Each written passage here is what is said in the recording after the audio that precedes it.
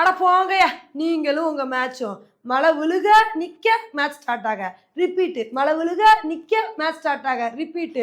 இப்படி தாங்க இன்னைக்கு Sri Lanka versus New Zealand ODI match வந்து இருந்துச்சு. ஆல்ரெடி ஸ்ரீலங்கா இந்த ஓடிஐ சீரீஸை வின் பண்ணிட்டாங்க.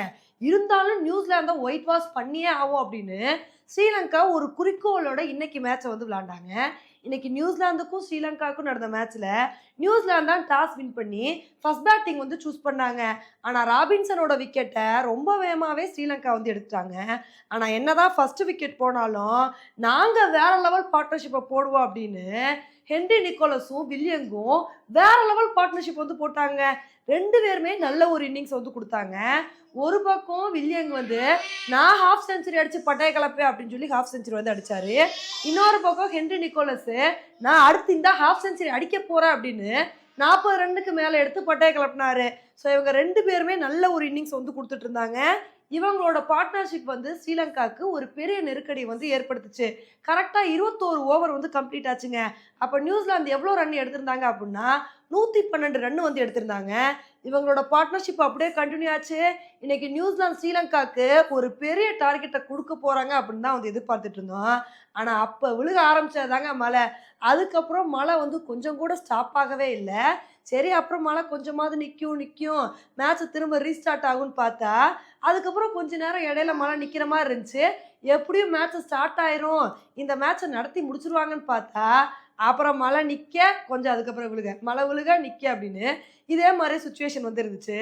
இதுக்கப்புறம் பொறுத்து பார்த்து இனிமேல் இந்த மேட்ச் நடத்த முடியாதுப்பா, ஆல்ரெடி ரொம்ப லேட் ஆயிடுச்சு, அதனால இந்த மேட்சுக்கு ரிசல்ட்டே கிடையாது போங்க அப்படின்னு வந்து சொல்லிட்டாங்க. இப்போ இதனால நியூசிலாந்து ரொம்ப கவலையாக இருப்பாங்க. ஏன்னா இந்த சீரீஸை தான் வந்து வின் பண்ண முடியல. அட்லீஸ்ட் கடைசி மேட்சையாவது வின் பண்ணி ஆறுதல் வெற்றி அடையலான்னு பார்த்தா இப்படி வர்ண பகவான் எங்களோட கனவுல மண்ணள்ளி போட்டுட்டாரே அப்படின்னு சொல்லி புலம்புற நிலைமை தான் இப்போ நியூசிலாந்துக்கு வந்திருக்குங்க. ஆனா உண்மையிலே இந்த சீரீஸை ஸ்ரீலங்கா ரொம்ப கஷ்டப்பட்டு தாங்க நடத்தினாங்க. ஏன்னா இந்த சீரீஸ் ஸ்டார்ட் ஆனதுல இருந்தே மழை தான். ஃபர்ஸ்ட் மேட்ச்ல என்ன ஆச்சு அப்படின்னு பார்த்தீங்கன்னா ஸ்ரீலங்கா வந்து ஃபர்ஸ்ட் பேட்டிங் பண்ணிட்டாங்க, ஃபைனல் ஓவர் வரைக்கும் வந்துட்டாங்க. ஆனால் 4 பால் மிச்சம் இருக்கும்போது மழை புடின்னு பிடிக்க ஆரம்பிச்சிச்சு. அதுக்கப்புறம் அந்த இன்னிங்ஸை கண்டினியூ பண்ணாமல் நியூசிலாந்து தான் செகண்ட் பேட்டிங் பண்ணாங்க. அவங்களுக்கு வந்து 27 ஓவரில் நீங்கள் இந்த டார்கெட் எடுக்கணும், அப்போனா தான் நீங்கள் வின்னு அப்படின்னு இந்த ஒரு சுச்சுவேஷனை ஏற்படுத்தி கொடுத்தாங்க. ஃபஸ்ட்டு மேட்சும் மழையினால வந்து தடைபட்டுருச்சு.